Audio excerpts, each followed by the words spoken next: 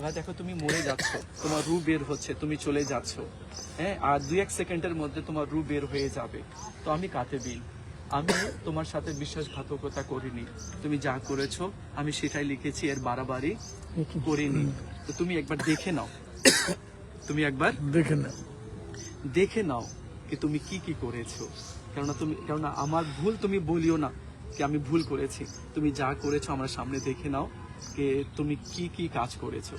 তো যখন সে এভাবে উল্টায় দেখে তার পাপের কথা, তার গুনাহের কথা, তার নাফরমানির কথা যখন দেখে, তখন সে ওই দেখেন না মওত যার হয় করে, তো ওই কষ্টটা বেড়ে যায় কি আমি এটা করেছি, এখন এর সাজা তো নিকটে আমি পেয়ে যাব, এর সাজা তো আমি কইতে পারতেছে না, কিন্তু কইতে পারতেছে না, এভাবে করতেছে, মানে যন্ত্রণা তো দেখতে পারতেছে সে। তো এই জন্য উচিত হবে সব সময় তওবার মধ্যে থাকা, সব সময় তওবার মধ্যে থাকা, কেননা কখন যে চলে আসবে তো তওবা করার সুযোগও হবে না।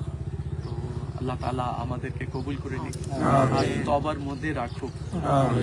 আল্লাহ দেখতেছে, তারপরেও দুজনকে রেখে দিয়েছে।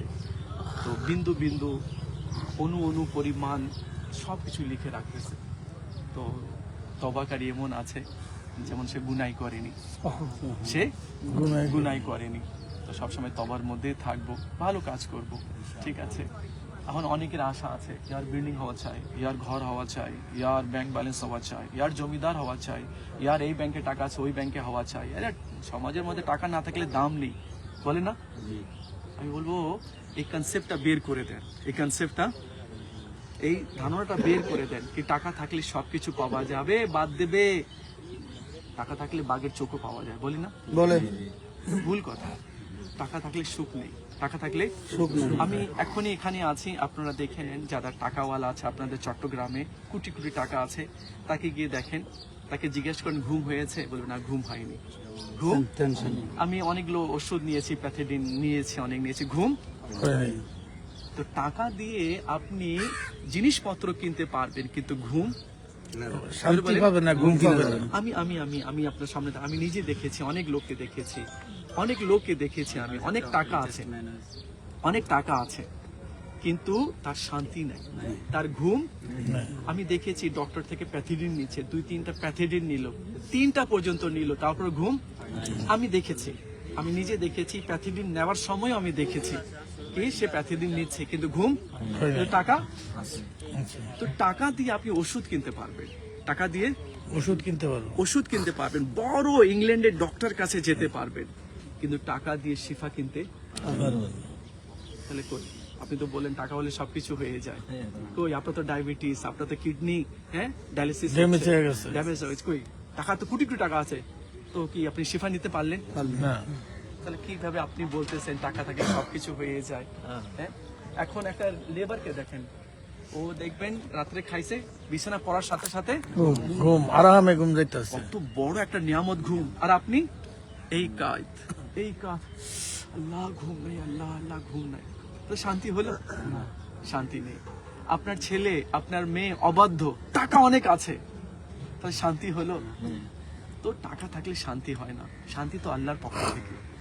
তো এই জন্য টাকার পিছনে না আমরা দৌড়াই, ঠিক আছে না, আল্লাহকে পাওয়ার জন্য চেষ্টা করি, তো দুনিয়া আপনার পিছনে দৌড়াবে, ঠিক আছে। सोने के पीछे मत भागो, सोना के पीछे मत भागो, सोना बन जाओ, सोना बन जाओ कि दुनिया तुम्हारे कदमों में आ लौटेगी, ঠিক আছে।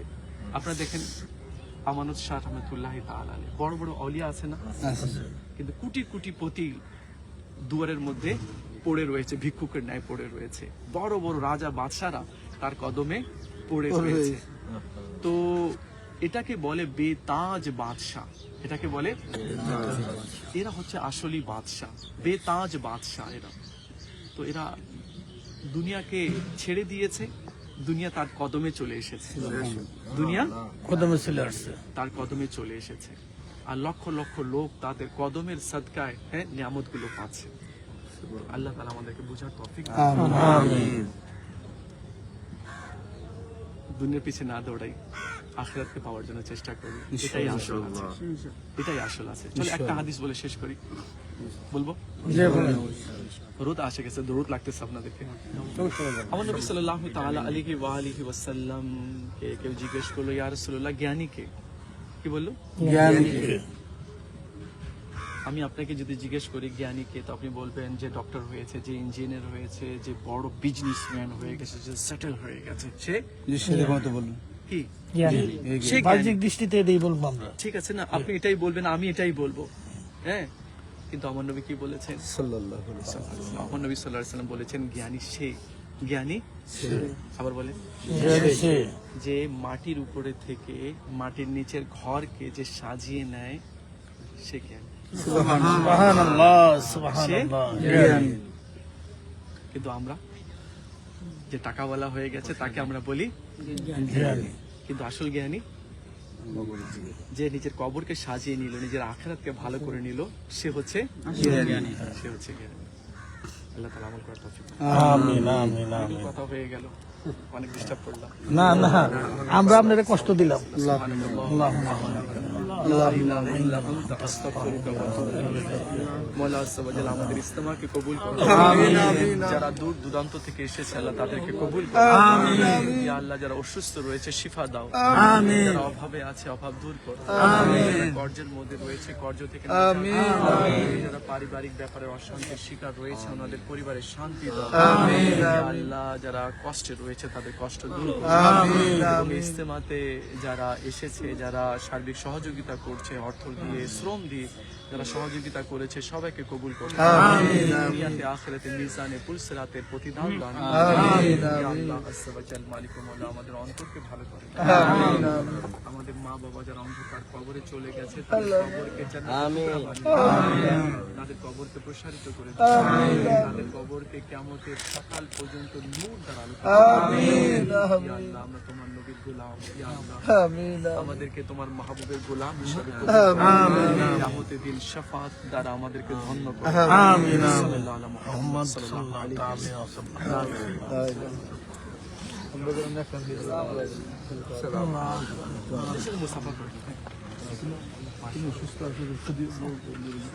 মাশাআল্লাহ, ইয়া শাফি আনতা শাফি, পড়তে থাকেন ইয়া শাফি আনতা শাফি। আবার দাঁড়ায় মানে দাঁড়ায় কি দোয়া লাগবে।